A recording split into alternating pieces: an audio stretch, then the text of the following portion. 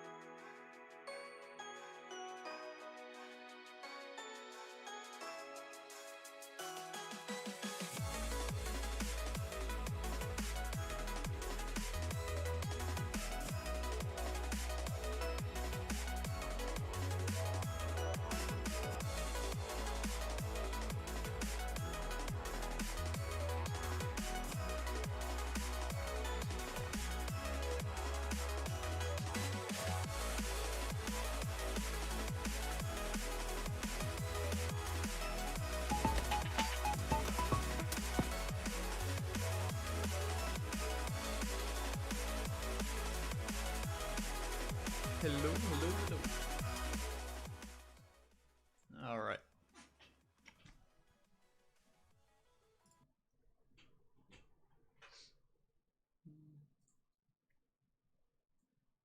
All right.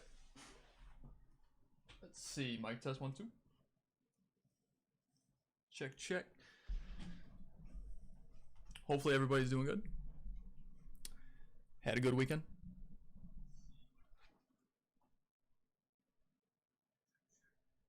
I sure know I did. All right. So everything should be kind of good here. We're gonna get into it a little bit. Let's see. Where do we start? So this is the third time I've done this. If you guys don't know what it consists of, basically it's just a Bible study. Starting out with the New Testaments. I think it's very important. That's where Jesus comes in, because things are a lot different than the way they used to be. God tried a couple things, didn't really work out, so he's doing something different. So it's good to know exactly what Jesus stood for, how he preached, because if there's any man out there that's close to God, it would be Jesus. So that's kind of where it starts out after he gets born, and just goes straight to his preaching in Matthew, and it does get really good actually. And the more deeper we get into it, it's very strong, it's very stern, it's very black and white. It's good. It's very, very good. Just remember that whenever you guys are reading, or if you're listening, just keep an open mind, and always think of the possibilities of what could be, if it were to be true, so that way you can kind of grasp exactly what he's talking about and get a better understanding of it, because it's very, very important to be able to listen with your heart, not with just your ears and your eyes. It's not just about how, seeing to believe and all that stuff. So what I always do is usually throughout the week, definitely on Saturday, I really dig really deep into it. I take my time with it because I don't want anything to be misinterpreted or anything like that. So if I don't understand something, or if I'm a little bit confused, I look into it a little bit deeper, so that way I can give you guys more accurate information here. I do want to touch up a little bit on what we talked about last week. So, okay, the first thing is last week went very, very long. This is only supposed to go for about an hour or two. I don't want to take up too much of your guys' time. I know it's sometimes it can be a lot. Don't forget, you can always go back in the video, so you can always, if you catch the beginning of it, or throughout the whole week, you can maybe do 30 minutes each or something, and kind of maybe pause the video, read it yourself, and then see how how I preach it, or how I talk about it.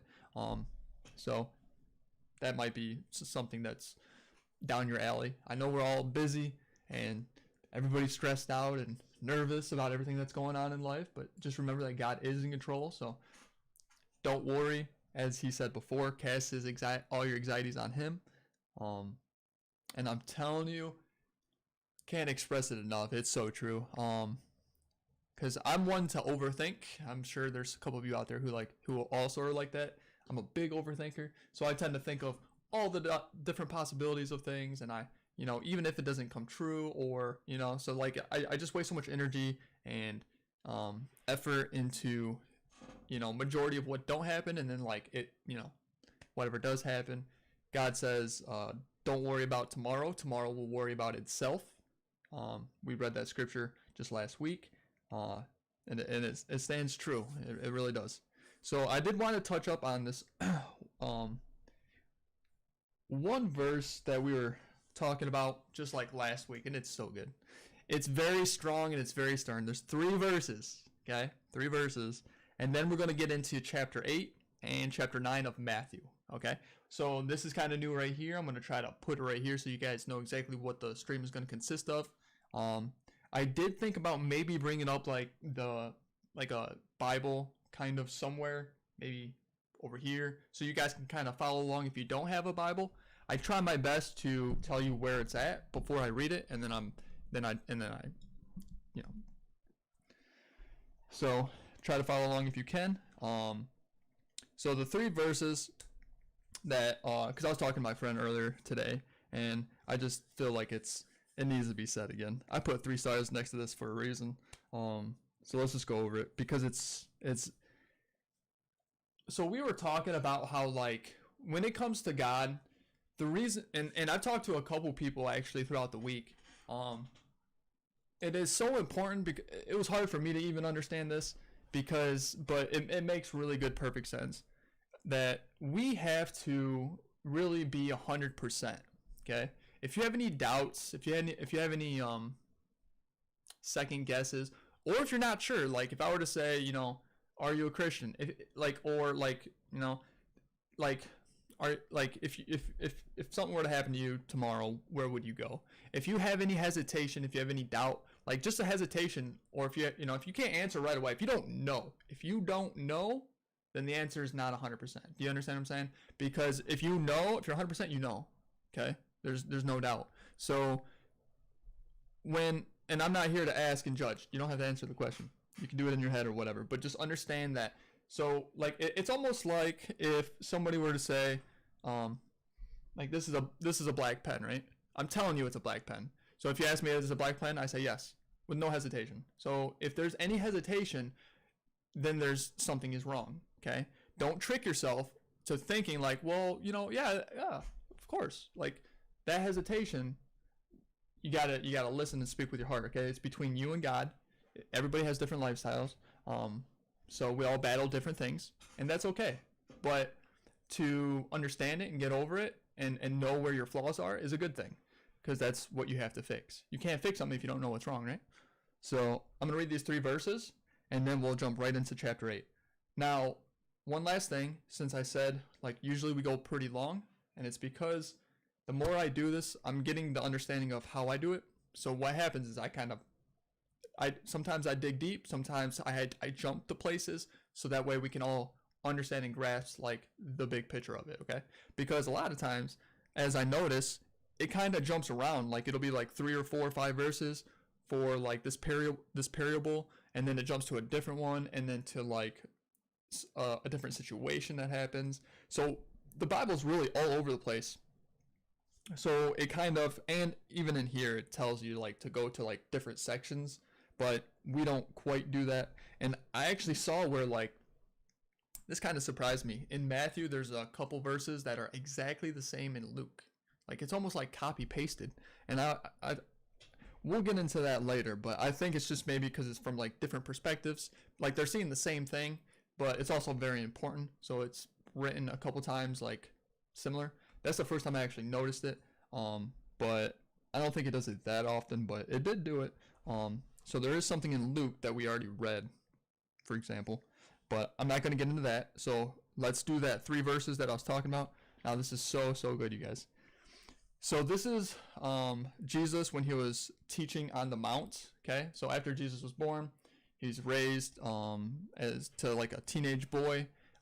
They think Jesus was crucified when he was about my age, which is about 32, 33. So he preached for about maybe 15 years or so. And he did so much during that little bit of time, if you really think about it. For what the Bible is and how it's written, and, what consists of Jesus and how much his word got spread out because of his miracles and the things he did, it really, he had a big impact in such a short amount of time. Imagine if he lived until he was 60 or 70, like how much more he could have done, right? If people didn't hate on him so much and wanted to shut him up. So here we go. It says this. This is chapter 7, verse 21. It says, "Not everyone that saith unto me, Lord, Lord, shall enter into the kingdom of heaven, but he that doeth the will of my Father, which is in heaven." Okay? So he's already saying that no matter, like, people who call upon God, ask for, like, there might be tons of people who call upon God or ask for forgiveness or try to live his way, right? But he's saying you have to do thy will of thy Father. Okay? So that means that you can't just kind of get saved and just stay idle or live the way you used to. Okay? So it's so very important to understand that, because this happened with me a bunch of times where, it's already hard enough to believe, it's already hard enough to commit, right? But to actually go, to do more, because he says that you have to do thy will of thy Father, okay? You're not supposed to just get saved and then go hide, all right? Or go to your normal stuff. That's not how it works. Now, verse 22, he says, many will say to me that day, Lord, Lord. Okay, now think about this for 2 seconds. These are people who are actually going to be talking to God and Jesus when they are in their judgment day. They're done here on earth, okay? They passed away. They ascend to the judgment day, and they're going to say this in front to them, okay? Many will say, Lord, Lord, have we not prophesied in thy name? And in thy name cast out devils? And in thy name done many wonderful works. All right. 3 crazy things about this. Prophesize in their name, right? So they're claiming that they were preaching, or they were spreading or telling people about God, right? And then even cast out devils. Now, God can only work. God says, first you must seek him with all of your heart, and then all things will be given unto you, okay? It means it exactly how it says it. Seek with all your heart. That doesn't mean some of your heart. That doesn't mean 99% of your heart. That's why I was talking about having doubts. If you're holding on to something, you got to take care of it first, okay?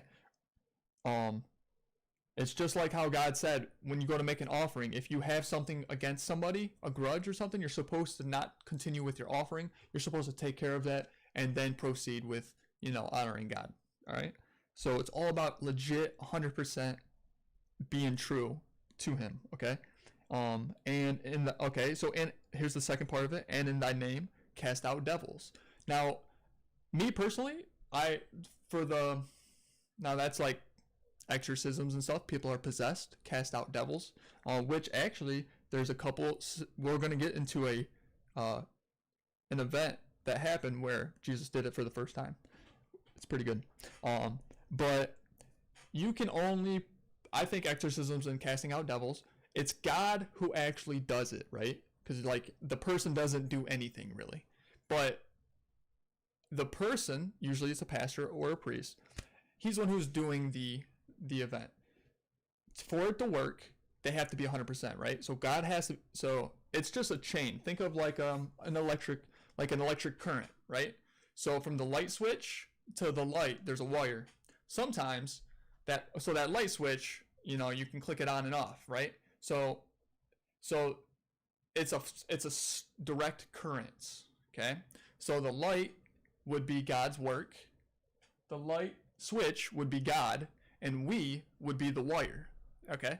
So, but if we're not 100%, then it's gonna miss. If it misses, it doesn't work, and then the current can't go to actually do like the miracle, if that makes sense. Okay, so that's why you have to be 100% for God to work in your life, and that's why a lot of times we expect things, right?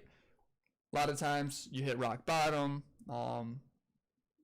We try to find alternatives on, because whatever we're doing is not working, so we try to search and grasp. Sometimes it can be many different things. We latch on to people, we latch on to certain habits, we reach out to beliefs, we reach out to God, what have you, okay? So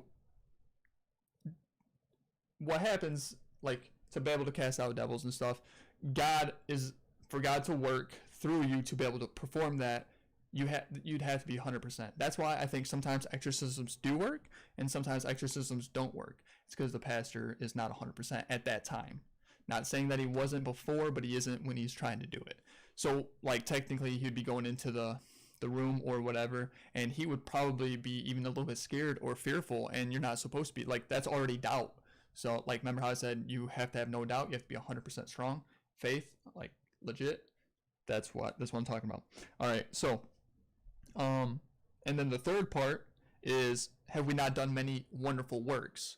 So it's like doing things that God would appreciate, things that God stands for. All right. So remember, this is in front of Jesus and God. There's many, it says, many will say this. So think about how many people don't even believe in God or whatever. So they're not going to even be saying this, which is probably a lot. Realistically, if you break down the numbers, it's about half and half, I think. Like, like you can go Google research, how many Christians there are in religions even, and break it down, and then even atheists, people who just don't believe in it at all. So it's like, now, so like you get a majority of like an understanding of about how many that really is. It's, probably about half claim to be Christian some way, some form of it.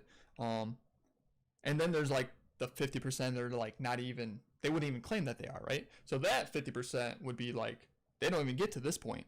Like, so they're already like, they would be considered already doomed. But this would be like, he says, so out of like maybe the people who do say that they're Christians and whatnot and follow God, he is saying that many will say this. Okay, he's not saying like some, which is pretty ironic. Like when he uses words, it's very important to like pay attention. Like many would be more than half in any situation. It's a broad answer, but it's like, it kind of gives you an idea, right? So these are people who are claiming that they've already been doing stuff for him. Okay. Now this is the most strongest part. Okay. Now it's time for God and Jesus. This is time for God to react. Now God is gonna end up giving them an answer. All right. He says this, and then will I profess unto them. This is what he says. I never knew you. Depart from me, ye that work iniquity. And then that's it. You get sent away. He's not going to justify, he's not going to explain to you, well, you did this, but you were short here. You did this, but I didn't like that. He's not going to baby you. That's what the book's already about. That's what the Bible is for. And it's so strong, it's so important to realize that God is not joking around. Like when it comes to our life here on earth, it is a test and we have to pass it. The passing rate is 100%. It's not 99%. It's not 98%. It's not school where you get a 60% and you still pass the test. You have to be 100%. I know it's hard to like understand, but that's why you have to try your best. And I mean literally your best. God has mercy and grace if you are truly sorry when you do things. And that's okay. You can repent over and over and over, but it has to be pure. It has to be genuine. You can't just go tell God, hey, I'm sorry, just because you feel like that fixes things. It's not how it works. If you're not truly sorry, if you're not actually feel bad about it, or guilty about it, when you might as well save your energy and your breath. Don't go to God. If anything, you're trying to trick him, and then he ain't gonna like that either.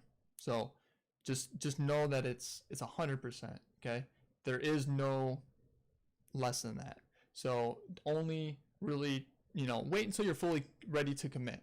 And if you're seeking God, which we're supposed to seek him, which means like learn about him, listen to preachers, listen to Bible studies, just to get to know him better, because it's hard. I don't expect anybody to believe in something that they don't really know about. And to know anything, it takes a while, right? Like math, in school, like we didn't learn how to do division and geometry right when we started learning math in general. You have to know the numbers first to even like kind of get there. And that's just math. And math is like technically like numbers can't lie. That's why I like math so much, is it can't lie. So it's like there's only one right way to do it, and then there's like a million wrong ways to do it, right? This is another thing that I emphasized to my friend, which I thought was pretty good. So like a test, like we're here on earth, it's a test, you guys.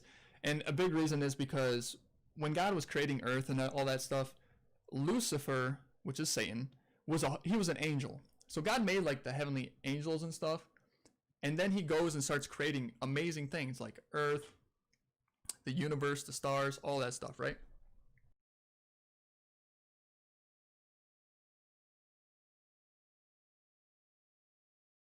Sorry about that. So God is over here doing a bunch of stuff. He goes back home to heaven with the host, and then all of a sudden, half of them don't like him. And one of them, Satan, thinks he's better than him. Can you imagine how bad that would hurt, like, the creator, the father? Think about if you had, like, 10 kids, and then you go to work, and then you, like, you have to go work all week. You have to go work all week, right? Because you're backed up on bills, da-da-da-da-da-da-da. And say they are older. Say they're, you know, they're old enough to know better. Maybe 10 years old and older, some teenagers. Then you go back home, right? You go back home to take care of everything and to, you know, put food on the table and, you know, love them and, like, spend time with them. But all of a sudden, half of them just cannot stand you. They don't like you. They want to leave. Okay? That would hurt you. That would crush you. I don't care who you are, mom, dad. If you're strong, you don't cry, you will cry because your kids all of a sudden just hate you. But you've done everything for them. So that is why God decided to make humans, is because it's the one thing he can't actually give himself. If he makes angels and he makes them love him, he is loving himself. Do you understand that? If he makes humans and then he forces us to love him, he's loving himself through us.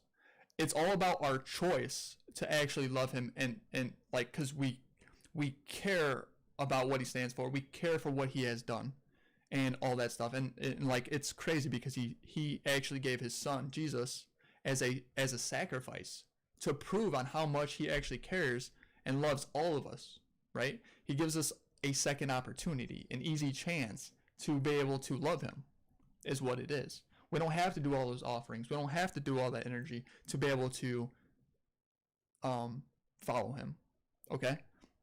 So this test that we live in, it's not like true and false. We all love those true and false tests, right? Like back in school, you know, it's a 50-50. You might not know the answer, but you might still get it right. So remember how I said you have to get 100% on the test? That's why it's so important to always, the number one thing we need to do is actually know the full word. Come on, you guys. It's one book. That's like, if you like to read, I promise you've read more than this. I know people who have read books where they could have read the Bible like probably 100 times. So, like, is it really that hard? Is it really too much to ask to be able to read it one time? That's a big reason why I'm doing this. It's because, one, I haven't read the full thing myself. I know a lot of bits and pieces, but I haven't read it word for word all the way through at least once. We have a huge long lifetime. You can do this. I know sometimes it's hard to read, especially if you're more lost and stuff, and that's another reason why I'm doing this, to help to understand it to those who have a hard time understanding or reading or believing. So it's like, that's the whole purpose of this. So now this test, right? True and false. It'd be like 50-50, which would be nice, but it's not. Now multiple choice is like 4 answers, right? So you pick one. You still got a 75% chance of getting it wrong if you don't know the answer, for example, right? Because there's many different aspects that we have to live correctly for God. So because technically there's a lot of sin. This is Satan's kingdom here on earth. So there's a lot of things that we have to pass, like basically avoid, know better. We have to know it's right or wrong. If it's not right, then we just avoid it and don't look at it. We're supposed to turn away. Okay, it's very important because it's temptation, right? Why mess around with it, right? And that's why it's important to pick your friends wisely too, because if your friends are doing things that God would be unpleased about and you hang around them, it's called peer pressure. You have a chance to really slip up, and it's not worth it. If you have to get 100% on this test, it's not worth it. Okay? Now, this test is not even like multiple choice. It's worse than that. Think about it. One answer would be like option like A, B, C, D. No. This goes all the way down to Z or Z, depending on where you live. So there's so many wrong ways of doing things, and there's only one way or one right way of doing things. Okay? And this goes for like many different aspects. You know, there'd be like many questions, right? Because there's a lot of sin nowadays, and we don't realize it. I was given an example of like in the past there was a lot less. For example, people used to ride horses and camels to get from point A to point B. Now there's like cars. Cars are more valued now based on how fast they go, how they look, how they present yourself, how people look at you. Then people will be putting, girls in bikinis and showing nudity to try to make it more appealing. All that is not even the whole purpose of the car itself. The whole purpose of the car is from point A to point B. Okay? The same thing is like a horse all you're doing is traveling from a destination, right? So we tend to make things different than even what they are, okay? Over time, over technology, over the modern, and so it gets harder and harder for us, all right? Now, I just thought that was very important. I just wanted to really touch up and emphasize that. And then now we're just going to jump into chapter 8 and 9. Now what we're going to do is I'm going to always look ahead, and then we'll like do however many. I don't want to do too much at a time since I like to explain things a lot. So I'll let you know what we're going to do for next week. All right, so now chapter 8, Matthew. This is when the leper came to him and he cleansed him. All right, if you guys don't know what leper is, it's like leprosy. It was around during that time. People would have it, and people didn't understand it. Obviously, I mean, just like the COVID and stuff right now. So people get scared of it. They don't want to get it. They think it's contagious. Blah blah blah blah. So people treat people different because of illnesses and sicknesses and stuff. Now this leper ends up. So I'll just start reading. So they just get down. Jesus started preaching in the mountains, and then he came down. It says when he was to come down from the mountain, great multitudes followed him, which means a mass number, a lot of people. And behold, there came a leper and worshipped him, saying, Lord, if thou wilt, thou canst make me clean. So he's asking Jesus, if you could you cure me? Okay? Could you take away my leprosy? And Jesus says this, put forth his hand, okay? Jesus put forth his hand and touched him, saying, I will, be thou clean. And immediately his leprosy was cleansed. And Jesus saith unto him, see thou tell no man, but go your way, show thyself to the priest, and offer the gift that Moses commanded for a testimony unto them. All right? Remember, Jesus hasn't died yet. So Jesus, like the whole like offerings things is still going on. Jesus said, don't tell no man. Okay? Don't show no man. Just go straight to the priests. The priests are the ones who are like, because Jesus claims he's the Messiah.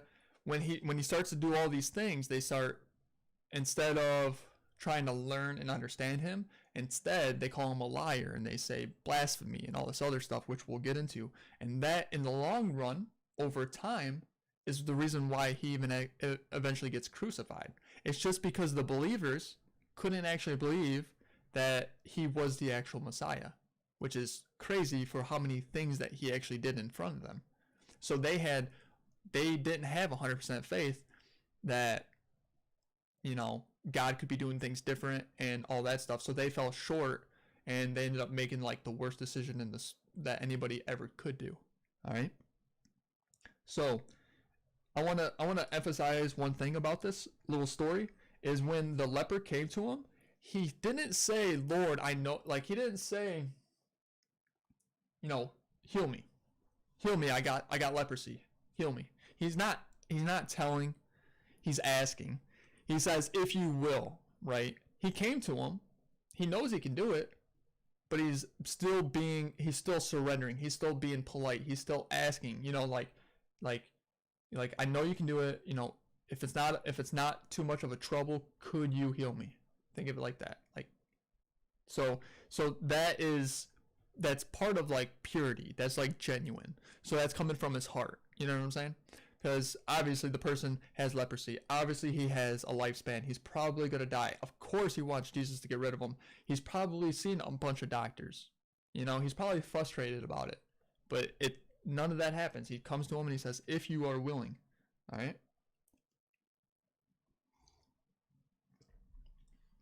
And I want to emphasize that because there's about to be a bunch of people who kind of come to him, and the same thing kind of happens. It's like repetition. And then you'll see it. Here we go. Verse 6. And saying, Lord, let's see. Jesus entered into Capernaum. There came him a centurion, beseeching him, and saying, Lord, my servant lieth at home, sick of palsy. Okay, you guys heard of palsy before? Grievously tormented. And Jesus saith unto him, I will come and heal him. The centurion answered and said, Lord, oh, this is really good. The centurion, I don't know if you guys know, is somebody. Okay, well, we'll continue reading because you'll hear it. The centurion answered and said, Lord, I am not worthy that you shouldest come under my roof to my house, but speak the word only, and my servant shall be healed. For I am a man under authority, having soldiers under me, and I say to this man, go and goeth, and another, come and he cometh, and to my servant, do this, and he doeth. All right. So this guy is in command of power, like the Romans, and he is not. He's done a lot of bad things. He knows he is a sinner. He knows he is like not worthy. Okay. But that is so good that he said, Lord, like God's like, so this guy, he has a servant that's sick and he cares about him and he wants him to get cured. He heard about a miracle or something. So he goes to reach out to Jesus, say, Jesus, like, I know that you can heal him. Can you go heal him? And then Jesus is like, yeah, let's go to your house and we'll do it. And the guy felt so bad, right? Guilt, like this is coming from his heart. He felt so bad. Because if he didn't feel bad, he'd be like, all right, yeah, just come into my house and then do the deed and I'll carry on with my life, right? But he didn't. He said, I'm not even worthy for you to come to my house. That is him admitting to his guilt, admitting to his falling short. You understand that? Because and that's so strong, you guys. It's so strong because even the sinners that needed help knew that they were asking a lot and that like they you know, like felt like they just wasn't good enough. But Jesus still did it because he could see their heart. Do you understand that? That's what's so good about it. If God knew that they were coming to him like with wrong intentions, he might not heal him. Because God didn't go around to be like, Jesus wasn't walking around saying, hey, who's all sick? I'll come to your house and I'll do one after another. He's like, I'm not like, he's like, because he could, you know, he's not, Jesus wasn't put on this earth just to heal all the sick, right? Like just to do it, just to like show miracles, like strictly. That's not the concept. The concept is like with people who were genuine and like reaching out to him purely out of like being genuine and like true. Okay, so when every single time that happens, Jesus does do the miracle. Okay. Let's continue. Okay, so when Jesus heard it, he marveled and said to them that followed, verily I say unto you, I have not found so great faith, no, not in Israel. So this man came up to him and asked if he could heal his servant. And Jesus just got done saying, think about this. When Jesus heard it, he marveled. Even Jesus was astonished by this man because he says, I have not found such great faith, not even in Israel. And Israel is supposed to be the Holy Land. You got all the, all the rabbis and stuff that are there. Like, this sinner even had great faith. That's because he felt so guilty. He was like, I can't even let you in my house. Like, you're too holy, right? So God is marveled that, like, I've been expressing it. This is Jesus saying it. And then he says, and I say unto you that many shall come from the east and west, and shall sit down with Abraham in the kingdom of heaven. But the children of kingdom shall cast out into the darkness. There shall be weeping and gnashing of teeth. Verse 13. And Jesus said unto the centurion, go thy way, and thou hast believed. So it be done. And unto thee and his servant was healed in the self same hour. So Jesus did not go to his house. Jesus said, go thy way, and thou hast believed. Because that guy literally had faith 100% that Jesus could do it, that's why Jesus allowed it. Remember how I said in the very beginning, the light switch and the light and God working? God has to work through us, but we have to 100% believe. If we don't 100% believe, there's a cut in the wire, God can't work. Okay? Same thing with Jesus, same thing with miracles. Okay? That's why, and it's so hard to believe that God says he can move mountains.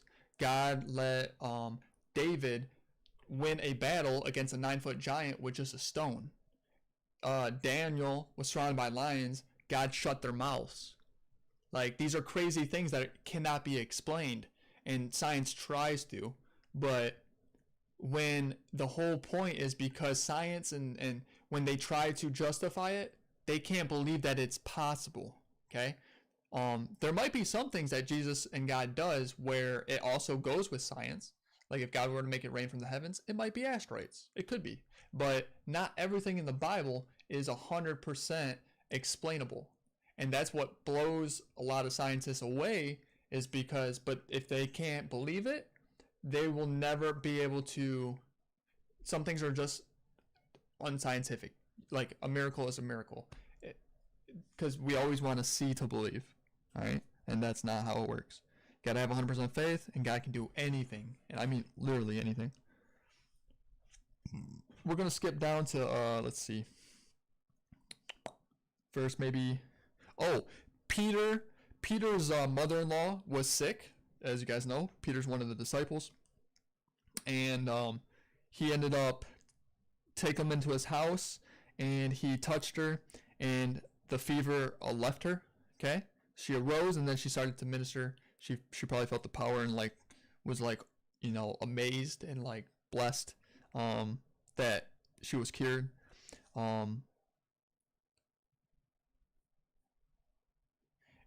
when the even was come, they brought unto him many that were possessed with devils, and he cast out the spirits with his word, and he healed all that were sick. So God is healing tons of people by this time. And something crazy, you guys, Peter himself even denied Jesus when they went to take him, which we'll get into one day. So when they go to take him, at the Last Supper, Jesus even told him, he said, you're going to deny me 3 times. And if I'm not mistaken, Peter's even the one who walked on the water and then got distracted and lost faith and started to drown. So to deny Jesus, to that you knew him, fear of your own life, after God says that he would take care of you, and Jesus told him and all this stuff. So even Peter had a hard time with faith. These are people who actually followed him and seen these miracles face to face. That's how hard this test is in life, you guys. When I say it's like 100%, like, it's the hardest test in the world. To keep 100% faith with God always. And when things don't go our way, or what we think we want, like things don't go the way we planned them to, we think we know how, we think we understand our future and how our life should go. That doesn't mean that's the way that God wants it to be. Okay? When you give your life to God, your life's going to be different. You have to accept that. There are some things that he might help you with. There's some things that he might change. And if you're not willing to accept that, you're going to lose your faith. Because we don't tell God on what our plans are. We follow how he wants us to live. And yes, things can be kind of similar, but they're going to be different. And if you're not willing to accept that, you're going to lose your faith, or you're going to doubt God. Like, you know, why is he doing this to me? Why me? You hear about that all the time. Or, you know, like, why would you do this? Like, or why would, you know, why can't you help me now? Like, I need you now, not later. God will do what he wants when he wants, for whatever reason he does it. It's not for us to choose. It's just for us to follow. Okay? But he will take care of us. I promise you, he'll take care of you. Just not the way you imagine. Okay? A lot of us want to like think life is rough, and I promise you guys, if you're watching the stream right now, your life is not that rough. You are lucky enough to have some kind of cellular device or internet to be able to even watch. Some people don't even have that, or never even had that in their life around this world. Some people barely can get even food and water. Okay? We'll continue down to verse 17, chapter 8 still. It says, that it might be fulfilled, which was spoken by Isaiah the prophet, saying himself took our infirmities and bare our sicknesses. So I guess it's been prophesied ahead of time by this prophet named Isaiah. I've never heard of him before, so I did like underline him, so that way one of these days we can go back, or once we do the New Testament, we'll eventually come across Isaiah and what he prophesied exactly, maybe about a Messiah that would come and heal the sick or something like that. And that would be more between God and a prophet, right? And maybe a vision, maybe a dream. God, because like, so God told him about his son that would eventually come. Okay? It just gives more credibility to the Old Testament, and then like the new way and the Messiah and Jesus and what God is doing new and different. Okay? So, I'm really big into prophecies and stuff. God has even helped me and shown me some stuff about prophecies that are now happening among us now and still to come. Okay? And it's not pretty, you guys. I promise you that. All right. So we're going to continue. He's teaching about discipleship. Now, I'm going to go ahead and read all these verses here. And I'll do it kind of quick, and then I'll read so that we can do it fast, and then I'll touch up on it, okay? Like, so we can speed it up a little bit. And don't forget, if you guys got to go or anything like that, you can always come back to the video and watch it anytime during the week, you know, at your own pace. Let's see, verse 18. Now when Jesus saw great multitudes about him, he gave commandment to depart unto another side. And a certain scribe came to him, said unto him, Master, I will follow thee wherever thou goest. And Jesus said unto him, the foxes have holes, and the birds have nests, but the Son of Man hath not where to lay his head. And another of his disciples said unto him, Lord, suffer me first to go and bury my father. Okay? When it says a certain scribe came, that means one of the rabbis, right? Somebody who already understands the rituals and what God has said in the previous time. And they never, like, the whole fact of Messiah, you got to think, if God were to, like, if you believe in God at that time, and God were to come down to earth, you think it would be something magnificent, something glorious, something crazy, not a little baby boy and a teenage boy who's starting to preach saying that it's him. Like, it's, you know, I'm the son of of a God. That's crazy, right? So it was really hard for them to grasp that. Okay, so they were like confused, but they were like, I don't believe it. So then they would hate upon it. Now, that's when Jesus said, do the foxes have holes? Like, but the Son of Man, Jesus is the Son of Man. Okay, and I want to emphasize this because some people, I looked into this. Some people think the Son of Man stands for humans, and it's not. It's Jesus. Okay. Son of Man, okay? Meaning, because God would be the father of men. Jesus is his son. He's the Son of Man. Son of Man in the Bible here is capitalized. Capital S. It's not the beginning of a sentence or anything. It's always capitalized. So it's a title, okay? And then he even says it like this, and this is how we know. But the Son of Man hath not where to lay his head. Okay? Jesus is saying that he's not here to rest. He's here to keep going. And that's why Jesus went from like place to place to place to place. He just kept traveling because he knew his purpose was just to keep preaching, do miracles. All Jesus is doing is taking the next step forward. He doesn't know exactly where it's going to lead. And that's how us Christians have to be living every day, is once you have 100% faith and you commit to God, you're just taking footsteps. You're not pre-planning everything. You can't plan out your life because we don't know if that's how God wants us to do it. So we can only kind of take things step by step. And then when you go to take that step, if you feel uneasy about something or not at peace, like something's a little bit off, take a step back, reassess the situation, pray about it. Maybe you have to approach it differently. Maybe you have to do it totally different, something like that. But if you don't have peace in the next footstep, that's the Holy Spirit reminding you that's not what you should be doing. Okay? So that's how the Holy Spirit and God guides us into what we're supposed to do next. Okay? So whenever you have any hesitation about something, take a step back. Okay? Because it's not like God's just going to appear out of nowhere and start speaking to you plain as day. That's what we want.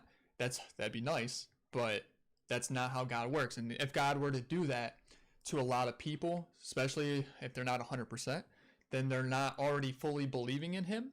And then that would put them to the point where they have to believe. And then because that'd be so strong. So if Jesus interferes with our belief, then we're forced to believe.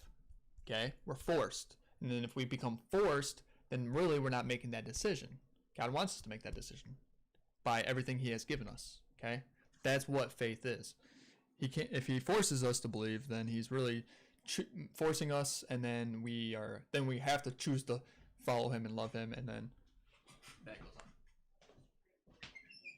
on. All right.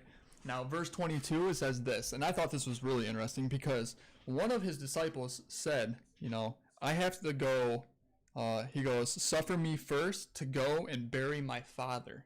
Okay? So he's asking Jesus if he can go bury his father. And this is what Jesus says, and I thought this was crazy. And he just got done saying, Son of Man, not where to lay his head. Okay? So, and we're supposed to live as Jesus did, try to be Christ-like. So Jesus is saying, I have to keep going. I have to keep traveling because I have to do thy will of thy Father, right? He's already committed. Now, this is what, and I'm not saying you have to give up everything but this is the concept of it. Just understand the concept of how strong it is, so that way you can assess the situation of your life and what really matters and what doesn't really matter, kind of thing. Okay? And think about this for a second. So one of his disciples, one of his actual followers, God only chose so many to follow him, 12 to be exact. And Jesus says this, but Jesus said unto him, follow me, and let the dead bury their dead. Okay? Kitty, thank you for the follow. Appreciate it. Let the dead bury the dead. I want you to really think about this. One of his disciples asked, hey, dummy HK, what's up? So even one of his disciples asked, can we pause? Can we time out? Can I take care of some business? And Jesus is like, we don't got time for that. You gotta let worldly issues, take care of themselves. You can't take a day off. Jesus never took a day off, you guys. It's not like you don't just you see what I'm saying? He's like, let the dead, don't worry about it. It's okay to mourn over it. It's okay to okay, in this particular situation, because maybe they had to go to the next city or the next town or something, and Jesus already asked them to be his disciple, so he's like, you don't got time for that. So it's like, you got to choose God, or you got to choose to mourn over an individual that happened to be in your life. You know what I'm saying? So technically, that makes sense, because God is all that really does matter, right? So somebody as close as your father that it passed away. It just like was a bad timing, you know what I'm saying? It's not that we shouldn't mourn over our parents and stuff when they do pass away, but in his situation, it was like he wanted to kind of take a break and wait, and God's like, we don't got time for that. So, or Jesus said that. So that's just so, I thought that was pretty strong right there. He said, follow me, let the dead bury the dead. All right. So I mentioned this last week. This is the storm that stilled, okay? Because there was two scenarios about the water and the storm I mentioned. One is Peter walking on the water.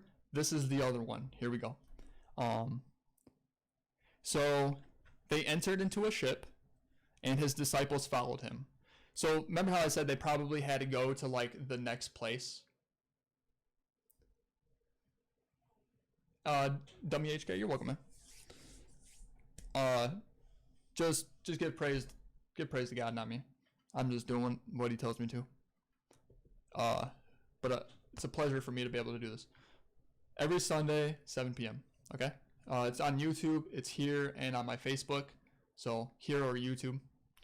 But the YouTube is new, and so is the Facebook. So good thing you found me here on Twitch. So, and what we try to do is just do like maybe like 2 chapters a day or a week, but we want to really fully understand it. I don't want to misinterpret it, because it's very important to be able to understand the Bible at least one time, word for word, you know, nice, slow, and in depth. I think everybody should, and then make your choice if you believe or not. A lot of people make their choices too fast without actually knowing all the information. Imagine like not believing in like mathematics and geometry and all this stuff, and all you really know is how to do addition and subtraction, you know. Okay, so remember how the disciple asked, hey, can we time out, can I bury my father? And I said they probably had some more stuff to do because Jesus kind of mentioned it. And then instantly it goes to they entered a ship to go to the next place. So I think that's what Jesus was like. It just was bad timing, and Jesus was like, it's not that important. It's not more important than God. It's not more important than what we're doing here. Okay? And it really isn't. Because we all live and we all pass away. Just gotta accept it. Like, all right, so now they're on a boat, and behold, there arose a great tempest in the sea, and so much that the ship was covered with the waves, but he was asleep. So Jesus is underneath in the boat sleeping. There's a big storm going on, and his disciples came to him and awoke him, saying, Lord, save us, we're gonna perish. Like, they're scared. This storm is way too much. We're gonna sink. What does Jesus say? Instantly. And I thought this was really good, because God works the same in all of us if we just 100% believe in him. But you have to be 100%. If you're 99%, you don't have the faith. Okay? So then God he's not gonna intervene. He doesn't have to. He doesn't want, like, you don't believe him anyways. Like, he can do it. Because this is what Jesus says as soon as he awakes. And I thought this was so strong. I put a star next to it. And he saith unto them, why are you fearful? Why are you scared? O ye of little faith. Okay? God, or Jesus, is like the first person ever to have super strong 100% faith in God. There's been other people throughout the Old Testaments and whatnot, but they always go through like ups and downs, and God had to like really speak to them in strong ways. Like, I think it was Moses, about the burning bush. You know, David went away, he ran away, and then Jesus came to him a couple times. He had to like chase him down to like get his attention to like go back. So God intervened like strongly in the past for these people. Jesus, you know, had 100% faith, and he kept it. And every single time. So like, he's like, why are you guys scared? Like, do you not think, like, and it makes sense, because if you believe in God, if all the disciples were 100% faith and they believe in God, that God has a purpose for them and they're supposed to go to the next place or whatever, God's not going to let the ship sink. God's not going to let them pass away and die right there. It's just not going to happen, right? Doesn't make sense, because God can intervene when he needs to, whenever a situation happens. So a situation is happening, God was already keeping that boat afloat. Jesus was Jesus was still sleeping. It's not like the storm was so bad where Jesus woke up, because you got to think, if it was a really bad storm, it'd probably be hard to sleep. The boat's rocking, and you'd be hearing a lot of waves and splashes and stuff. So they wake him up, he rises. He's like, why do you guys have so little faith? Why are you scared? Then he arose and rebuked the winds and the sea. And then so Jesus just said, enough is enough. You shall stop and calm the seas. And instantly, there was a great calm.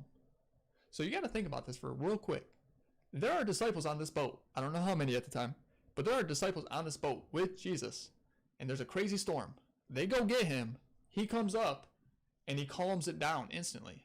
That ain't no fluke. That ain't no coincidence. So, and throughout later, as they follow Jesus, some of them still lacked faith, you guys.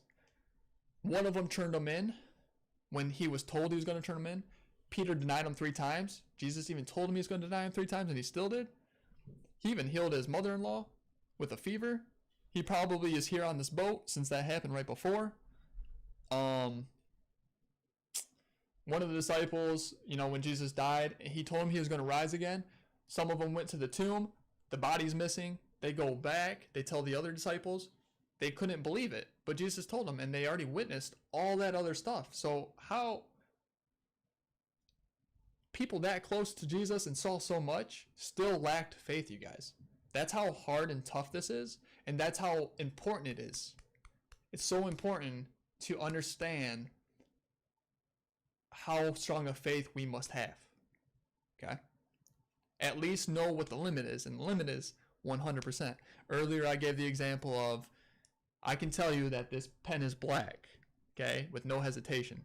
That's how our faith has to be with God, that he is real, that you believe that he is what he is, he stands for, he says and does what he does, and he will take care of all things, the way he wants to.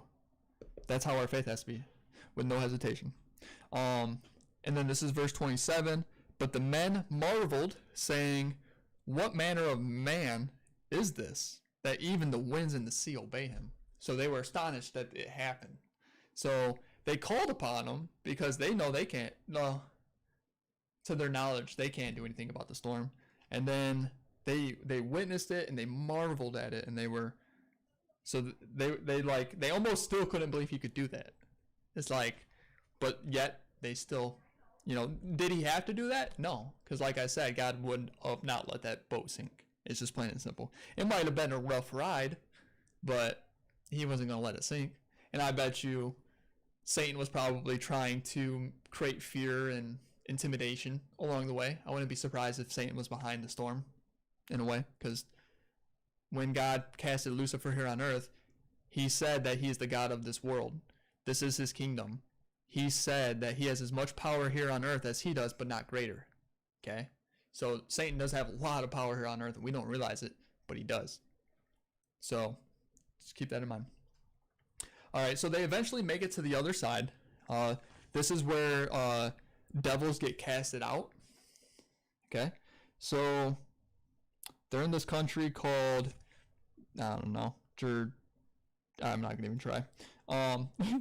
Justness, I don't know. Whatever.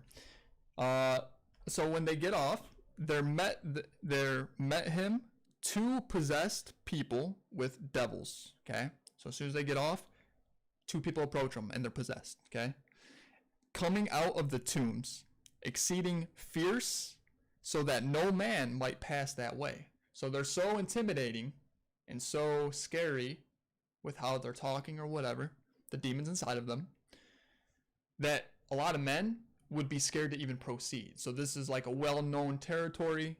It's like, think of like the troll under the bridge. Like people try to cross the bridge. You've heard this saying, but the troll kept like be intimidating, so no one passed the bridge. It's like that kind of concept. Now get this. This gets really good here.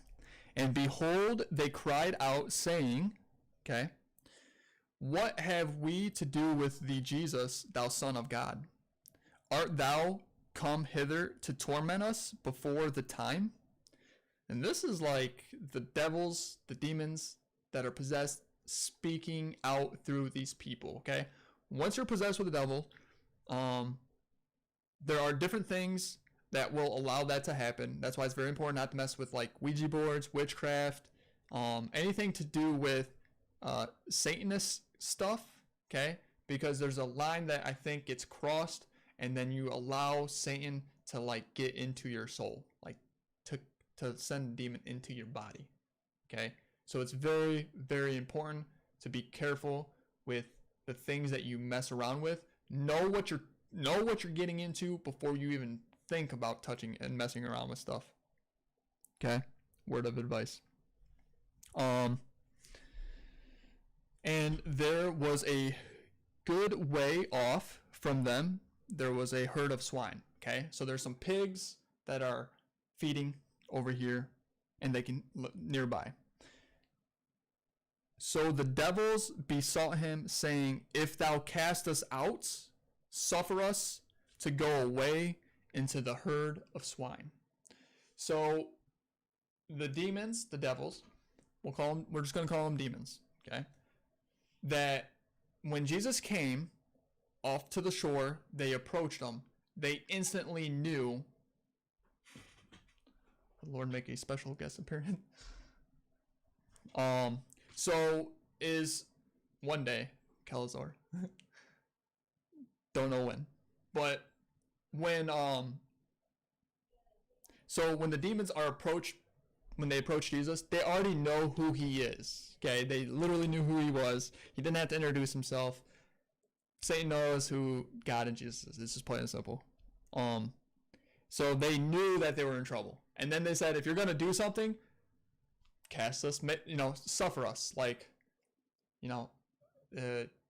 probably like don't destroy us or whatever. Like, they know who has the true power. They know who's stronger. So suffer us and send us to the pigs. Sure enough, here we go. And he said unto them, Go, and when they came out, they went into the herd of the swine, and behold, the whole herd of swine ran and broke and went into the sea and perished in the waters. So the two possessed people approach him. The demons are talking to Jesus. He puts them to the swine. The pigs, they run into the sea and they die. Okay? And they kept them, fled, and went their ways into the city, and told everything, and was befallen to the possessed of the devils. And behold, so those two guys, and they that kept the fled. So the farmers, okay, the farmers of the pigs, after so you're the farmer, these are your pigs, you know about these two possessed guys, they go, all of a sudden, your pigs are gone and they're in the water and they're dead. From this newcomer that you don't even know who he really is, came to your land. So the farmer went into the city to tell people what happened. Okay? And I wouldn't be surprised if he obviously probably told his side of the story, if he told, leave half truth of, maybe he didn't even know exactly what happened. Maybe he just saw all his pigs go into the water. We don't know. But here's what's crazy. Whatever he did and told to the city, because you would almost think something miraculous, right? Because everybody knew kind of about the possessed people, because it says no man, in the very beginning, it said that no man might pass that way. So it's and it's something that probably people experienced and ran into those guys. So I'm sure the story got out that, they're unfriendly and people are scared and people are going away, stuff like that. So when the farmers went into the city, you guys, this is verse 34, chapter 8. He says, And behold, the whole city came out to meet Jesus, and when they saw him, they besought him that he would depart out of their coasts. So they didn't greet him. They didn't say thank you. They didn't do none of that. They were actually scared and banished him away. They're saying, we don't want you here. We don't know what happened. We don't know how powerful you are, what you stand for, none of that, probably, right? Because miscommunication, whatever. Before he even has a chance to like speak to them, we don't want you here. They already rejected him, which I thought was pretty crazy because these two guys have been possessed for a long time, and no man might pass that way. So it's just, and then the farmer even was there. So that's what happened. After the sea, after he calmed down the sea, they land here. That's what happened. All right. So this is chapter 9. There's another man with palsy, and he entered into a ship and passed over and came to his own city. And behold, they brought to him a man sick of palsy, lying on a bed. Jesus, seeing their faith, said unto the sick of the palsy, Son, be of good cheer, thy sins be forgiven thee. And a lot of times when God is doing these miracles, he says stuff like this, like your sins are forgiven. But he also emphasizes that, like, Jesus seeing their faith. And earlier, like, the, what did he call him? The centurion, which is like one of the officers of the Roman Empire and such that had soldiers. He came to Jesus earlier, we talked about it, and he even said he's not even worthy for Jesus to come, but he had a servant that was sick. And Jesus said, I have not found somebody with such great faith, even in the Holy Land of Israel, which is like the rabbis and all them who believe in God, but they were stuck in the rituals and stuff. They didn't even have as much faith as this guy. So he was a sinner. He knows he was a sinner, so he was ashamed of it. But Jesus even said, like, I'll help you because you were pure-hearted. Like, you have the faith. You know who I am. You know I can do it. So I will help you. That's how crazy all this is, you guys. Every single time he does it, he emphasizes it. And I think this always gets overlooked because this is how God works. God works when you have 100% faith. I mentioned it earlier about like the light switch and the light. Okay. If you missed it, go back in the video sometime. It was a good analogy. So he says, I see your faith. Thy sins are forgiven. I will heal you. And behold, certain of the scribes said within themselves, this man blasphemeth. Okay. So there is one of the rabbis there. That's the scribe. Certain of the scribes said, and then they saw Jesus say, you know, your sins are forgiven. And they think the only way you can actually be forgiven of your sins is the old way, which is such as doing offerings and stuff. But with Jesus, God is doing a new thing. Okay. Remember, the people who turn Jesus in are the rabbis and stuff. Okay. They captured him. We'll get into it later, but they captured him and gave him to the Romans, the Romans that were running their area. They gave him to the Romans and said, can you kill this guy for us? Because it's against our religion to kill him, but we don't believe what he's doing because it's blasphemy. So we need him gone. So there was that like confusion, like they felt like, but are they still guilty because they were forcing and wanting somebody else to do it? Yes. So that, and these are people who like claim to be, you know, Christians or godly people, like, which is bizarre. But it's all it really is people who are not, if you're not 100%, then you don't actually believe in God. So there's no point in living a life if you're not 100%. It's just wasted energy and stuff. You can, I mean, don't get me wrong. You should always be striving to like do better because we're not going to hit 100% overnight. So yes, you should keep striving, but don't fool yourself. Don't think you fully committed if you actually haven't. Don't do that part. Okay?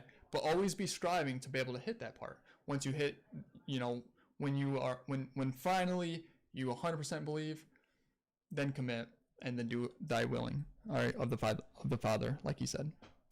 And Jesus, knowing their thoughts, he's talking to the scribes, right? The rabbis. And Jesus, knowing their thoughts, said, wherefore think you evil in your hearts? Okay?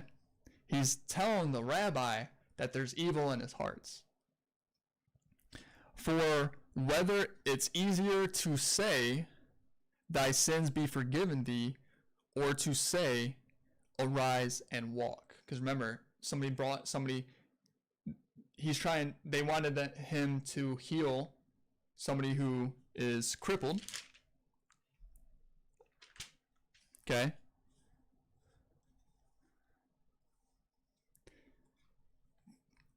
But that ye may know that the Son of Man, remember the Son of Man, capital S, stands for Jesus, hath power on earth to forgive sins. He's telling them that he is allowed to do it. Then saith he to be sick of palsy. Now he's talking to the person who has palsy and is in bed. Arise, take up thy bed, and go into thine house. And he arose and departed to his house. But when the multitude saw it, they marveled and glorified God, which had given such power unto men. Okay, so huge crowd. Guy has palsy. Jesus is talking to him. He sees a pure heart. He knows, so he forgives him of his sins, as well as he's about to like heal him. There's a rabbi. He says, "You can't do that. You're not allowed to do that. That's not how it works." And then Jesus is like, "I know your thoughts. Why is there evil in your heart? Why can I not? I am the Son of God." And then he heals them right in front of them. And then everybody's marveled about it, right? Everybody's in awe. All right. Now, this is chapter 9, verse 9. Matthew gets called upon being a disciple. Remember that Matthew was actually a tax collector, taxing his own people because the Romans during that time was taking over territory and starting to tax people and goods and services because they did things different, more like judicial system, taxes, financial systems, because they were trying to modernize the world more with technology. And that's probably why they took over so much land so many different times with so many different leaders. I watched a whole documentary on Roman Empire, so I learned a lot about it. And it happened to be around the same time. Now, I do want to say one thing. There's a TV, well, it's an app, okay? It's an app. It's called The Chosen, all right? It's so good. If you guys ever want, check it out. It's called The Chosen, and it's like 8 episodes right now, season 1. They just finished season 2, so it should be coming out soon. But it has to do with this exact time frame that I'm speaking right now, where Matthew is in it. He's a tax collector, the Romans, and it really puts it in good perspective. And it's not like a documentary. It's not like, it's like a TV show in a way. It's like happening. But they do such a good job, and it really kind of, everything makes more sense, and you can see it from like a real perspective of how it could have probably went. So if you haven't seen it, I highly suggest it. It's honestly one of my favorite shows now. I can't wait for season 2, but they did like 10 out of 10, 11 out of 10, like seriously. So this is Matthew. He's calling upon them. He says, let's see. He says, and Jesus passed forth from thence, and he saw a man named Matthew sitting at the receipt of custom. The customs is where they collect the taxes and stuff. And he said unto him, so he's just walking. Jesus is just walking with his disciples, looks over and says, follow me. Jesus knew his heart and how God told him, and the Holy Spirit told Jesus, like, you tell this man to come follow you. He's going to be one of your disciples. So he's just like passing by. It's a tax collector, which were actually some of the people who were like they were frowned upon by the holy people, like of Israel and stuff, because they would betray them by like doing what the Romans wanted, which is taxing their own people. Plus, it said that they made commissions, so they would set their own rates. So, like, technically, you know, if just like a lot of like lawyers and taxes, they set their own rates, it's because they're greedy. Okay, it doesn't take that much money to actually fix your solution, like fix your problems, but they overcharge you because they suffer from greed. Okay, greed, money, so they want more of it, so they end up setting higher standards. They're not doing it out of the kindness of their heart, they're doing it more for the money a little bit. All right, or maybe a little bit of both, but as long as you're doing a little bit of greed, that's a problem. All right, so that's the same concept. As a tax collector, they were frowned upon. And it came to pass as Jesus sat at meat in the house, this is verse 10, chapter 9, behold, many publicans and sinners came and sat down with him and his disciples. And when the Pharisees saw it, they said unto his disciples, why eateth your master with publicans and sinners? But when Jesus heard that, he said unto them, they that be whole need not a physician, but they that are sick. But go you and learn what that meaneth. I will have mercy and not sacrifice, for I am not come to call all the righteous, but sinners to repentance. All right. So after Matthew follows him, he agrees that he'll follow him. They go and eat like at his house with other people who happen to be sinners and publicans. So like the Pharisees, right, the rabbis, like, oh, you're so holy, you're not supposed to be around sinners, you know, oh, they're disgusting, or like you don't associate. Jesus said, he said unto them, they that be whole need not a physician, okay, but they that are sick. And then he emphasizes he's not here to come call the righteous. He's not here to just help, you know, people who believe in him. He's not here to judge one from the other. You don't, you know, God treats everybody equally. And Jesus specifically says, but sinners to repentance. So, I mean, if you think about it, like the offering, the way they used to do it, Jesus already knows that, like, he is here to, I wouldn't be surprised if he kind of already knew, he already kind of knows why he's here. Like, he knows that he's here to help sinners be able to repent. And that's why Jesus died on the cross, you guys. So, like, it was like the ultimate sacrifice. So, like, Jesus is saying, like, I'm here for everybody. I'm here for, like, who you guys think you're all high and mighty. Because that's probably, a lot of times, God will intervene when things get too nasty, right? When things get too out of hand. That's when Jesus comes. Or not, that's when God intervenes, like in the Old Testament. So it makes sense that things have been going crazy for a while. Even the Pharisees, the rabbis, like, they got their minds twisted, right? These are the people who are closest to God over the first whole Old Testament, like however many years that is. 1,000, 2,000, I don't know the exact date. But all this time, the people who are supposed to be closest to God are all twisted. God all of a sudden is like, all right, time to intervene. I'll put Jesus here. We'll do it differently because this is how I want it, like, so that way it can't get confused. Because, like, man got it confused over time. So it's like, God was like, all right, I'll put my son here. He'll teach. He'll explain everything. And then we'll proceed. And things will be different. So that's the whole purpose of Jesus, okay? It's good to understand on, like, why he even decided to do it, right? Now, verse 14, we should be done here pretty soon. We're starting to wrap it up. Got a couple, about 20 more verses, you guys. Then came to him the disciples of John, saying, Why do we and the Pharisees fast often, but thy disciples fast not? And Jesus said unto them, Can the children of the bride chamber mourn, as long as the bridegroom is with them? But the days will come when the bridegroom shall be taken away from them, and then shall they fast. All right?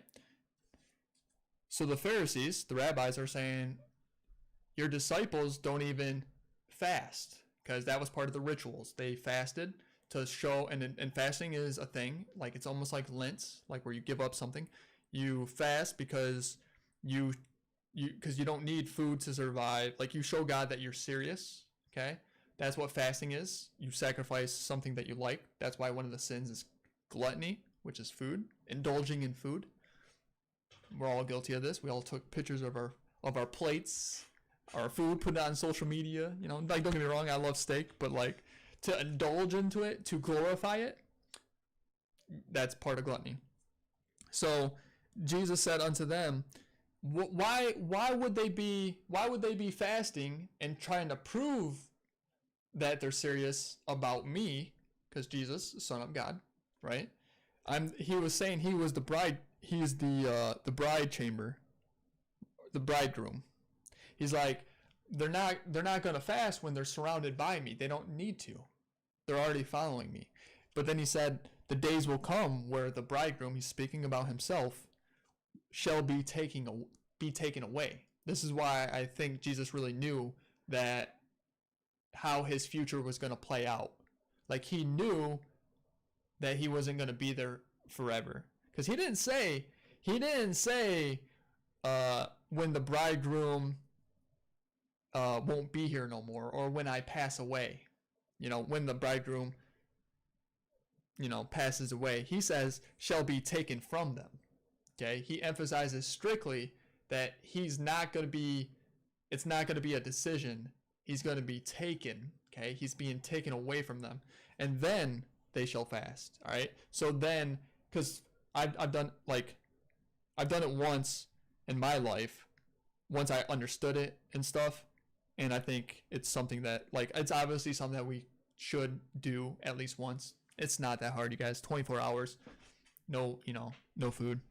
You can still have water, just try to do water only. But so the Pharisees are just trying to pinpoint, like the rituals. So that's why the whole blasphemy thing, just know that there's that tension between. So every time Jesus is doing things, it's kind of getting the rabbis and the Pharisees upset. Okay. So they are talking behind his back in secret, trying to scheme up something to try to stop him. Okay.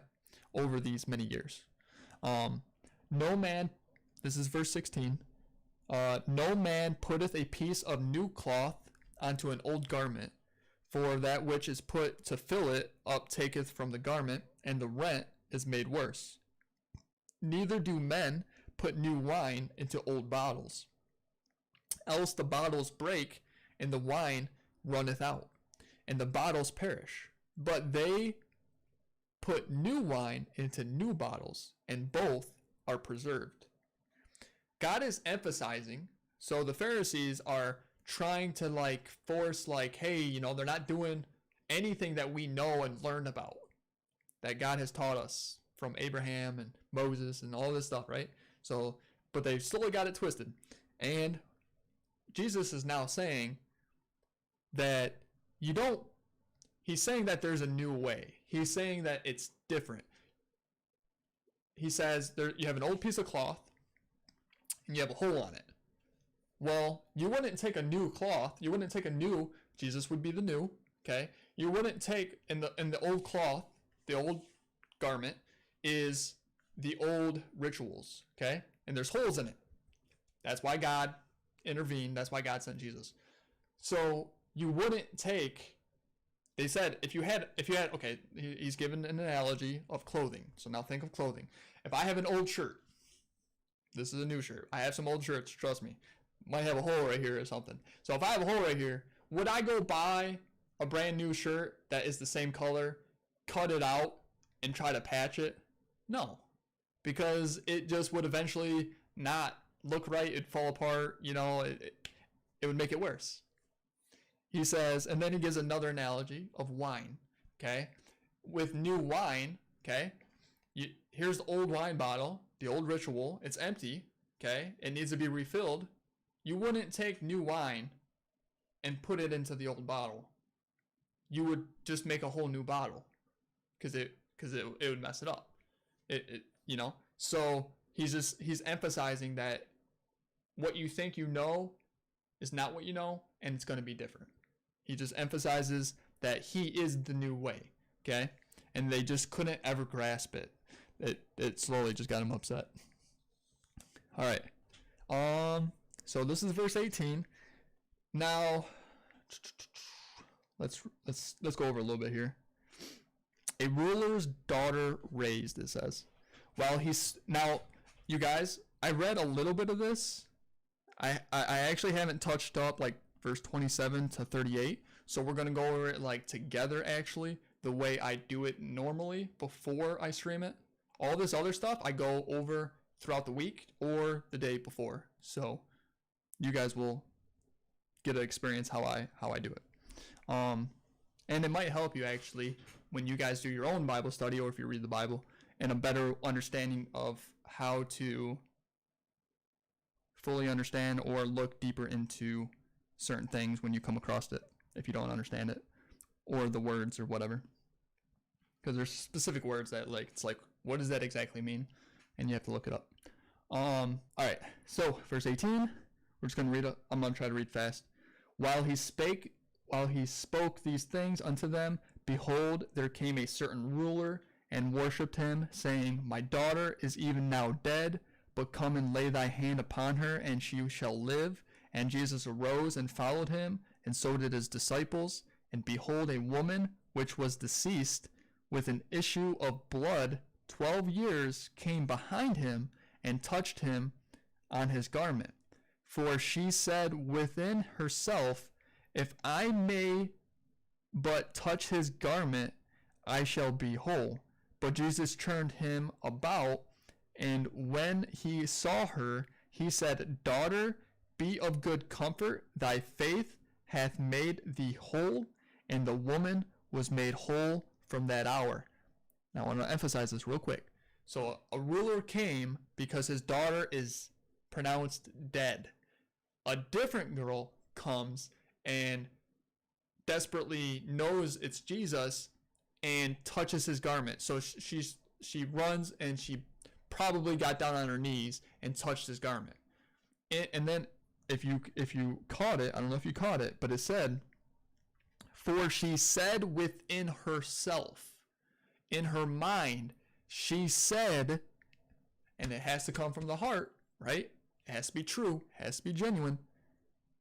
She said in her head, if I might just touch his garment, I shall be whole. So she was desperate, but she wanted to become whole. She made that 100% commitment that she wants a different life. She wants a different mindset. She wants to live different. She's ashamed of because you gotta know that they already know what's right and wrong through the teachings and Pharisees of before Jesus. So they already kind of know about sin and stuff. So she felt guilty, and she knows he's the Messiah. She gets down, she touches his garment. In her head, so Jesus knew that, and he said, what did he say? He said, when she came upon, but Jesus turned, and the woman, he said, when he saw her, he said, Daughter, be of good comfort, thy faith had made thee whole. Okay? Thy faith have made you whole. He didn't say, because that's the whole point. Like after Jesus dies, your faith is what makes you whole, but you have to have the faith. Okay? So redemption. Okay? So they continue, and when Jesus came into the ruler's house, I want to actually underline that part right there. Hold on a second. I didn't do that. Oh yeah, because this is all new to me. I read that right before the stream, actually. Verse 23. And when Jesus came into the ruler's house and saw the minstrels and the people making a noise, he said unto them, Give place, for the maid is not dead, but sleepeth. And they laughed him to scorn. I don't even have to really fully look that up. They mocked him. Okay? So it's the ruler's daughter. She's dead. They all know she's dead. She's been pronounced dead. Jesus said, give me some space, for the maid is not dead, but she's sleeping. Now, there could be one of two things. One, for him to already emphasize that, maybe she was in a coma. Maybe she's been out for a long, long time, and they don't really understand and know what a coma is. Or she was literally dead for a certain amount of time. Could be a day or something. I don't think, because, I mean, if it was more than a day, they would have already buried her and stuff. So, okay. So they laughed at him and scorned him. Laughed at him to scorn. This is what happens next. But when the people were put forth, he went in and took her by the hand, and the maid arose. And the fame hereof went abroad into all the land. And you got to think, for sure it would. These people 100% knew that she was not alive, or like there was a problem. And then this man instantly comes in and says there is not a problem. She's just sleeping. And then all of a sudden she arises. Like there is no miscommunication like the pigs earlier, the farmer who went into the city and probably told his side of the story. Because like if you're not a full believer and stuff, you're gonna say things different. It's called perspective. So and that's what happens a lot in this world. So it's very important to be open-minded, kind of try to research and know everything as much as possible before making a decision. Don't make a decision before, you guys. Because we have teachers and people tell us information, and it's like a little bit part of the full thing. So we tend to grasp onto what we're taught without knowing everything, which is arrogance and foolishness. So we tend to think we know we become strong believing in something that we barely know anything about. And that is on many subjects and many topics, not just religion, but many different situations, especially in the life that we are currently living in. So keep that in mind. So here we go. Verse 27.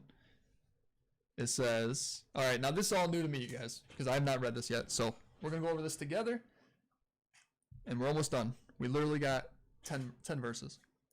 And when Jesus departed thence, two blind men followed him, crying and saying, Thou son of David, have mercy on us. And when he was come into the house, the blind men came to him, and Jesus saith unto them, Believe you that I am able to do this? They said unto him, Yea, Lord. Then touched he their eyes, saying, According to your faith, be it unto you. And their eyes were open, and Jesus straightly charged them, saying, See that no man know it. But they, when they were departed, spread abroad his fame in all the country. Now let's go back just a little bit there. So the two people are blind. They call him son of David. They want mercy, right? So they feel bad. And then this is pretty, we've been talking about this whole time. Every single time he does a miracle, what does he say? He says, believe, he goes, Jesus saith unto them, Believe you that I am able to do this? He goes, Do you believe I can do this?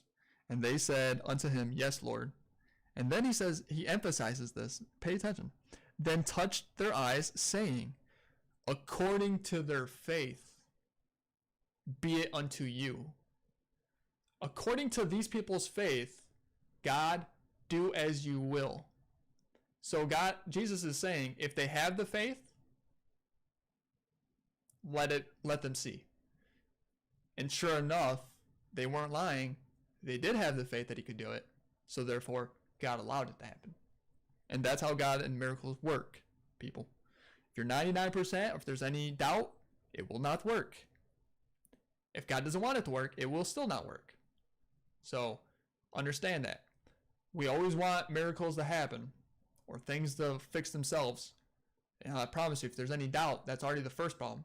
The second thing is God does things the way he wants to. Sometimes it's not the way we plan or hope for, and we got to be willing to accept that. Always. No, because God has bigger plans. We don't know what the plans are. We all have a time. We all have a place. Okay. So, and their eyes were open. Then they went and spread more fame into the country. So you got to think, by now, Jesus has already done a lot of miracles. He's already traveled a couple different places. So, and then the rabbis even know about it. So just think about how strongly the word is already getting out. Remember how I said Jesus has only been preaching for about, I think like 13 years of his life, 15 years of his life. Like, he did so much and he impacted like the world so fast. But, you know, if somebody's doing miracles and healing people like with palsy and leprosy and the crippled and the blind, it's like, yeah, the word's going to get out. Especially then. Because like we have doctors nowadays that can do some amazing stuff. But it's like, it's even more way stronger than that. Okay. So, verse 32, he says, as they went out, behold, they brought to him a dumb man possessed with a devil. And when the devil was cast out, the dumb spake. And the multitudes, a lot of people, marveled, saying, it was never so seen in Israel. But the Pharisees said, he casteth out devils through the prince of the devils. Don't know too much about why they would say that about the prince of the devils. Maybe they call the prince of devils the demons because the real devil is like Lucifer. So the prince of them, that would make sense. I wonder why they called him the dumb, like the dumb spake. I wonder what that's all about. Maybe he was mentally challenged on top of being possessed. I'll have to look a little bit more into that. All right, verse 35. So like that's kind of like my mindset when I'm reading. You guys, I'm giving you guys the idea of like exactly how I kind of dig deeper into it just to understand it a little bit better. Here we go, verse 35. Now the title says the need for laborers. Okay, 3 verses, and then we're done. 4 verses. And Jesus went about all the cities and villages, teaching in their synagogues and preaching the gospel of the kingdom and healing every sickness and every disease among the people. But when he saw the multitudes, he was moved with compassion on them, because they fainted and were scattered abroad as sheep having no shepherd. Then saith he unto his disciples, the harvest truly is plenteous, but the laborers are few. I understand what he's saying. Okay. The plenteous, but the laborers are few. Pray you, therefore, the Lord of the harvest, that he will send forth laborers unto his harvest. All right. So it says Jesus went all about the cities and villages, more than one, just like he's already been doing. So he's going all over the place. He's also doing his preaching in the synagogues, and the gospel of the kingdom that God promises and stuff, like kind of like the new stuff that, you know, new information that God's plan and stuff. And it says, and healing every sickness and every disease among the people. So if you think, that's probably tons, right? Many cities, many sick. So he's doing even more. And then it says, but he saw that the multitudes would move with compassion on them because they fainted and scattered abroad. So he could see that there was so many that was like in awe and somewhat believing, but what up, Kingu? So there was so many that like they still needed guidance, right? So even though Jesus was doing all these miracles, there still needed to be laborers, is what he called it. He said, as they are sheep, just like sheep have a shepherd, right? Shepherd keeps the sheep together and they make them go in, like, they guide them to like safety. They make sure there ain't no like wolves attacking them. You know, they guide them. Sheep don't know no better. You leave sheep alone, they'll end up probably getting eaten up and stuff, like dispersed, get lost, whatever. So just like people, even though he was doing the miracles and stuff, and even though he was preaching, there was still so many. There was just like too many, right? Because obviously, people in the front row, people who were able to hear him easily, like probably had like when they're like, if you're right in front of Jesus and he did a miracle, you're probably like, your faith just went way up, and it probably hit that 100%. You know, people further back, oh, what's he doing? What's he doing? And then all of a sudden, like the miracle kind of, oh, I wonder what he did. Like, then you might have a little bit of skepticism or something.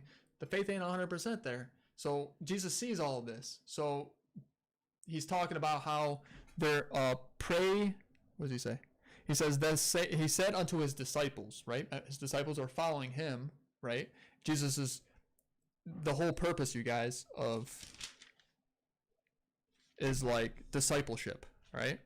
So he said unto his disciples, the harvest truly is a lot. Like there is a lot of lost souls who would be willing to listen and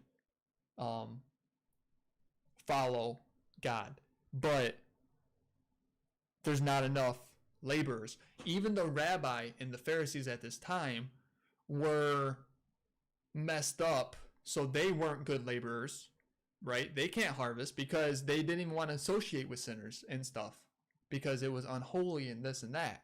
So Jesus was emphasizing that this is an issue, this is a problem, this is how it is there. So that's why he calls it the harvest. Verse 38, pray ye therefore the Lord of the harvest that he will send forth laborers into his harvest. Okay, so remember how I said that life is a big test? That's literally all it is, you guys. Life is not about materialistic stuff that we see in all these distractions. Think about if we were born 2,000 years ago, 3,000 years ago, right? Think of like medieval time or maybe caveman time, right? Like medieval time. I mean, all you really would like, you wouldn't be thinking about, you'd have a whole different life, right? Everything that you're doing now would be totally different, right? But everybody's life is different throughout life, right? If we were put here on earth for a reason, right, which God and Jesus explains, if we were put here for a reason, then what we think we know in the moment of time in which we are living is totally irrelevant to what really is, because all man throughout all eternity of the life of earth and mankind all has the same purpose and the same goal. Okay, and that's all because God was disrespected by Lucifer and didn't love him, and that hurt him. We have to make the choice to love and follow him. Do you understand that? That's why Jesus always says, follow me, follow him, listen to thy father, do thy father's will. That's all what it is to be obedient to the actual one God that there is. But God allowed Satan, because he thought he was better, to be almost as powerful. And then we're right here in the middle, and Satan can do all these things to distract us. And as life goes on in technology and modern, we get more distracted, so we don't even think or understand our true purpose here and the true test. Do you understand that? So it's harder nowadays than it was even further back then. But just know that our lives would be way different. So it's like, your purpose was not to play video games. Your purpose is not to become smart in one thing and then like just, you know, live a life, have a family, and then die. That's a pretty crazy way to live. Like, we're way different than animals, you guys. Animals do that. Animals will like get raised, have reproduce, and then pass away. That's what animals do. We are totally different than animals. So it's like we have a purpose. If you think that there is some type of purpose to humans, or like why we were created, for some, like whether you believe how we were created, just if you feel and understand that like there's a uniqueness, there might be a purpose. That is the purpose. That is the test. So Jesus at the end says, pray to the Lord that the harvest, right? Because that's what's happening during the test. Jesus, or God, is harvesting the souls, those who fully, 100%, not 99%, 100% believe and love him.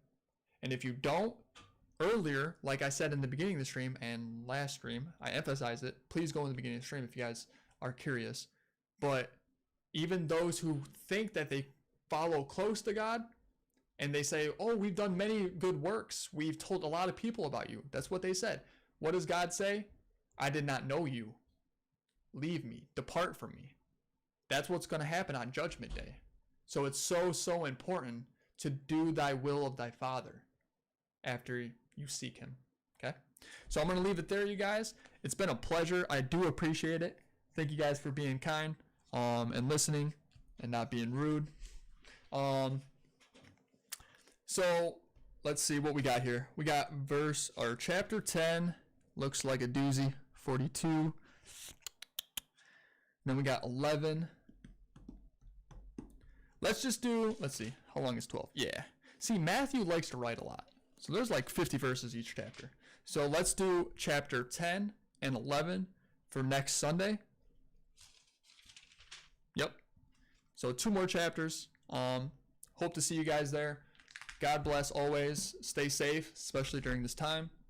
Much love. If you guys haven't already, let's see. There's the Instagram and there's the Twitter. Just be sure to hit the follow button if you haven't already here on the stream or whatnot. Also, turn on the notifications. You might forget. Doesn't mean you have to tune in every day. Don't forget, you can always go back in the video. Like I said, it'll always be there. I think on Twitch, twitch.tv/PrimetimeX, the videos stay up there for 2 or 3 months. So you have plenty of time to, take your time with it, because I understand it's a lot. So, I mean, that's something, everything I just talked about and learned myself and read took me at least 2 days, probably, let's see, how many hours have we even talked about it? About 2 hours. We talked about it here.